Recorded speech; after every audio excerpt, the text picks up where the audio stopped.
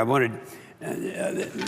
noticed in the news this morning that one more of these incidents happened where they had groups of people going to either the Antarctic or the Arctic to try to reaffirm their positions that somehow the world's coming to an end. It's because of global warming, and global warming is because of man-made gases, which of course we know is not the case.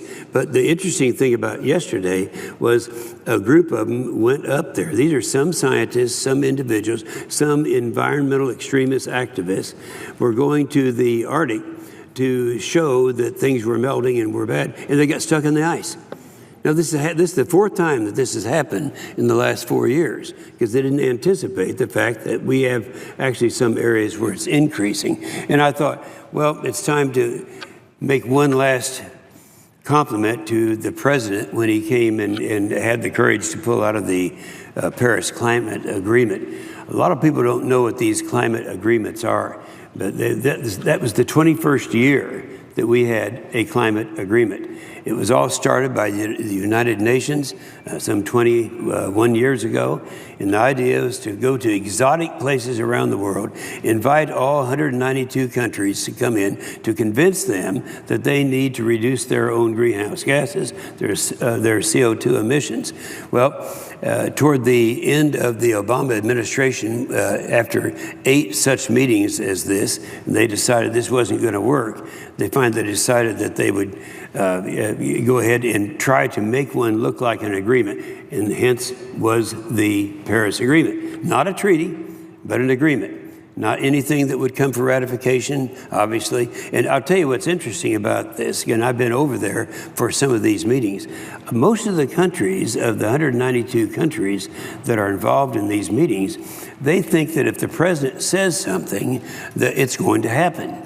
They forget about the fact that we have another branch of government. It's called Congress, and we have to ratify some of these decisions. So anyway, I do want to just make a couple of comments about what the president had accomplished by getting out of this agreement. I'm going to first of all say, since there is a deliberate effort to make people who are reluctant to believe what one narrow view in terms of the world coming to the end is a reality, is they try to make it change into the argument that climate change. Anyone is against the idea that we're having these problems out there is opposed to the idea of climate change. No, look, you guys, we've said so many times on the floor that climate is always changed. All the evidence, historic evidence, scriptural evidence, archaeological evidence shows us very clearly that climate is always changing. The arrogance is that somehow climate change can be managed by man. And, you know, did the man ever cause the Ice Age or any of the other extreme weather patterns that the Earth has seen just over the last few thousand years? And the answer is no. Well, earlier this year, the climate change study was released that found, and I'm quoting now, quote, little agreement is found with climate model simulations and consistently overstate recent summer warming and underestimate pre-industrial temperature changes. That was the Buttingen study. And it's no surprise to me that they found forecasts to be inaccurate. According to the environmental extremists, every summer is going to be the hottest. I have yet to see a summer that wasn't going to be the hottest. Every year they say that's going to take place. And one of the charts from the study that I have here, and let's put this up, all you have to do is go back and look historically as what has happened in this country. We go through warming periods, we go through ice ages, and there we come right up. I'll tell you what's interesting about this chart. The largest increase that we had in global warming happened right after World War II in 1945. That was the year that we had the largest number of CO2 emissions that took place, and that's historically no one disagrees with it. And that precipitated not a warming period, but a 20-year cooling period. And so we've been going through this for a long period of time now. Essentially, the findings of the study show that climate patterns that we see now are not significant in the grand scheme of things, as you can see by this chart. People like to vilify those of us who talk about this subject and openly question the inaccurate statements and so-called findings of fear-mongering scientists who tell everyone the world is ending and it's because of man-made gases.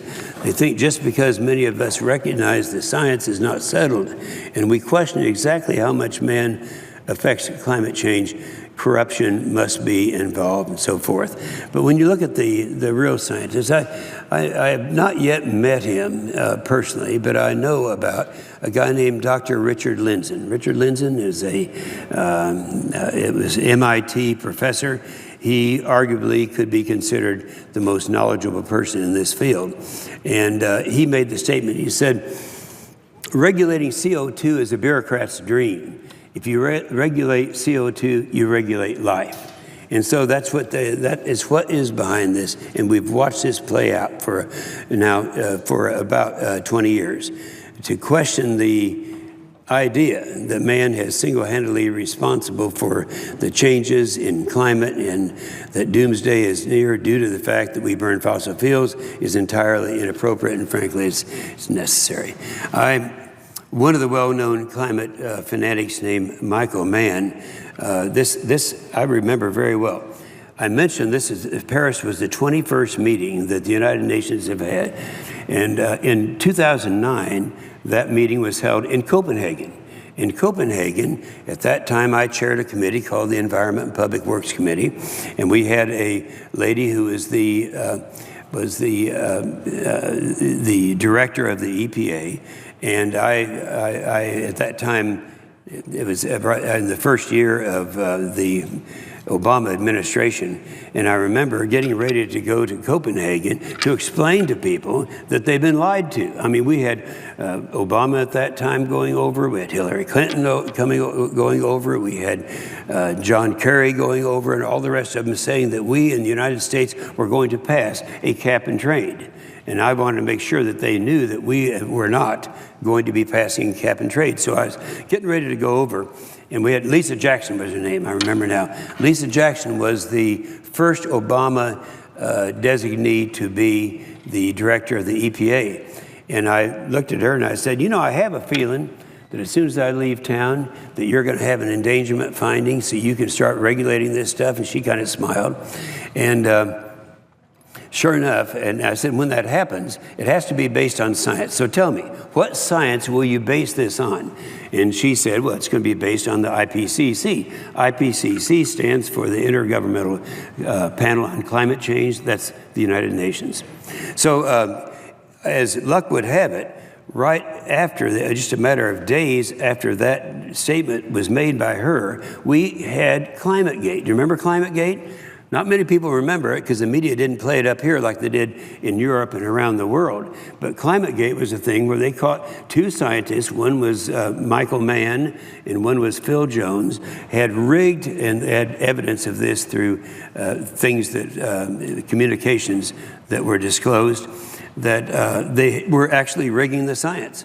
And it was really, they didn't pay much attention here in the United States, but I remember at the time that Christopher Booker of the UK Telegraph, that's one of the biggest communication operations there in the UK, they called this the worst scientific scandal of our generation.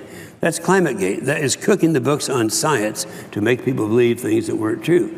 The Financial Times, Clive Crook of the Financial Times said, the closed-mindedness of these supposed men of science, their willingness to go to any lengths to defend a preconceived message is surprising even to me. The stink of intellectual corruption is overpowering.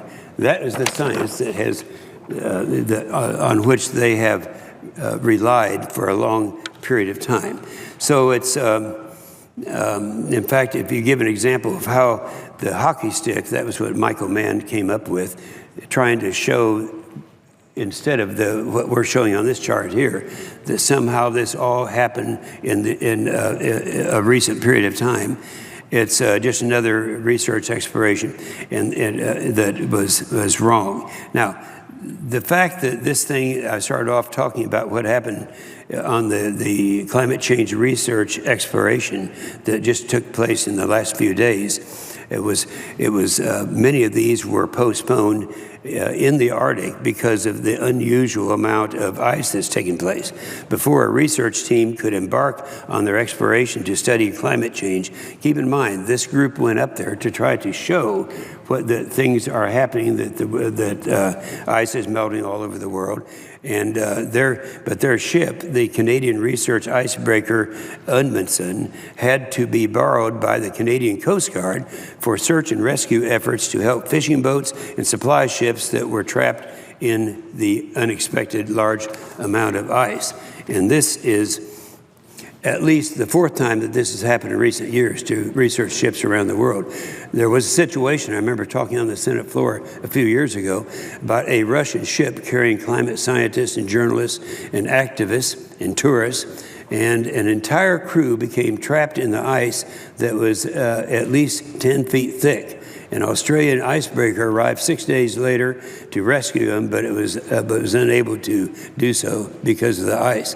A few days after the Chinese icebreaker set out, a helicopter that was able to airlift 52 of the passengers from the Russian ship to safety into the Australian icebreaker. Unfortunately, during the rescue effort, the Chinese icebreaker became trapped as well. Now, I'm telling you these stories because all of these expeditions that were going to the various poles were doing so, tried to prove something, that ice was not accumulating, and they got stuck in the ice.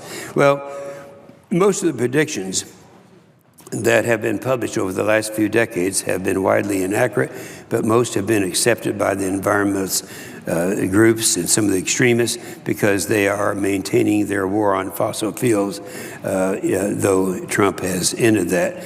And I have to say, you know, one of the reasons I go back to my state of Oklahoma every weekend is to talk to real people. They'll ask a question. I remember during the Obama administration, he had a war on fossil fuels. Fossil fuels, that's coal, oil, and gas. But he also didn't like nuclear. And so I get asked the questions. You don't get these questions asked in Washington. But they asked me, he said, now, Inhofe, explain this to me. We have a president that's trying to do away with fossil fuels, coal, oil, and gas, and nuclear. And we are currently dependent upon coal, oil, gas, and nuclear for 89% of the power it takes to run this machine called America. So what is going to happen if we're not able to do it? And of course, you know, as I say, you don't hear those questions around Washington.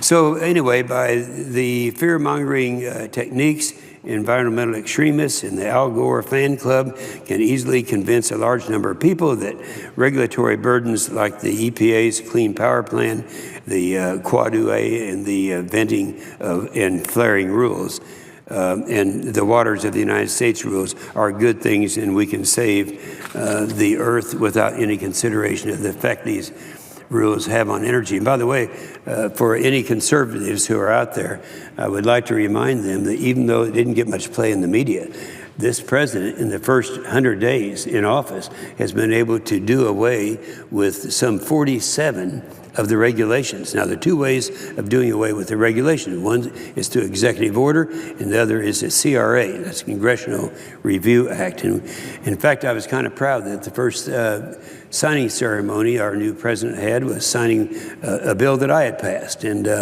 it's one that has really made an effort to try to save enough of the oil and gas industry to run this machine, as I mentioned, called America. But now we're actively working to fix the problems inherited in the previous administration. For the past 8 years, under the Obama administration, the American economy suffered under the effects of his climate agenda. That era is over, and President Trump has delivered on his campaign promises since he has been sworn in. And the strongest signal of this was President Trump's decision to pull out of the Paris Climate Accord.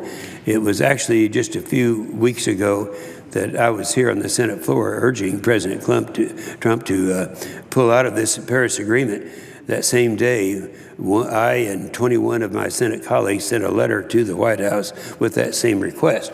Our message resonated with the president, and it was clear that our voices were heard because it's exactly 1 week later that the president announced to the world that he was getting out of a bad deal. Let me mention one thing about this Paris Agreement.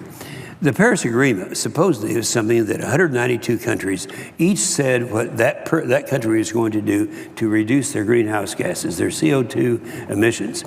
The agreement, for example, that our President Obama said at that time, he said, we commit that we will reduce our CO2 emissions by between 26 and 28% by 2096. Now, the interesting thing about that is it can't be done. In fact, immediately after he made that statement, we had a meeting, a hearing, a public hearing, televised and all that, of the EPA to ask them how in the world we could reduce by some 27% greenhouse gases in the United States of America. They said it's impossible, we couldn't do it. So what the president was doing then was to tell people that we in the United States were able to do something, were going to do something that was very meaningful by our reduction, even though he knew at the time this could not be done. So, and then you have the other countries. China, for example. China is the second largest emitter of CO2. They are currently, as we speak right now, they are cranking out one coal-fired power plant every 10 days. And so their agreement, what did they agree to in this Paris Accord? They said, well, we'll continue to increase our output here in China. We'll continue to have a new power plant every 10 days or so until 2025. At that time, we'll consider reducing them. Then along comes India, the third largest emitter of CO2.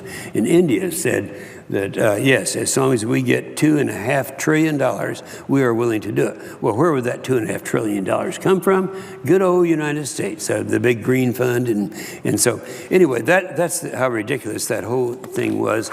And it was the right decision for him to make this a reality.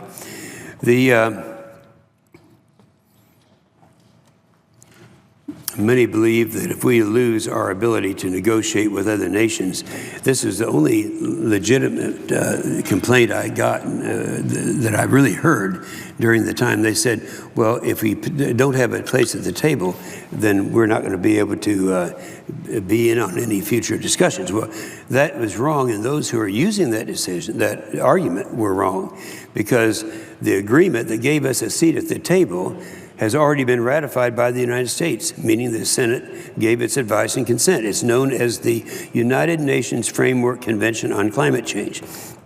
This was in the 1992 treaty that supports all of the big parties that are held every December. So we're still at that table. That decision was made a long period of time ago, and so we'll be at any future activities that take place.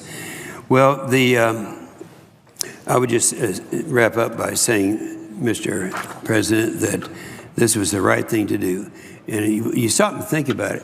The previous speaker here on the floor, the junior senator from Georgia, was talking about the dilemma that we have in this country, the spending dilemma, how we have to do something about it. We're going to eventually have to get to some of the entitlements, the big spending items.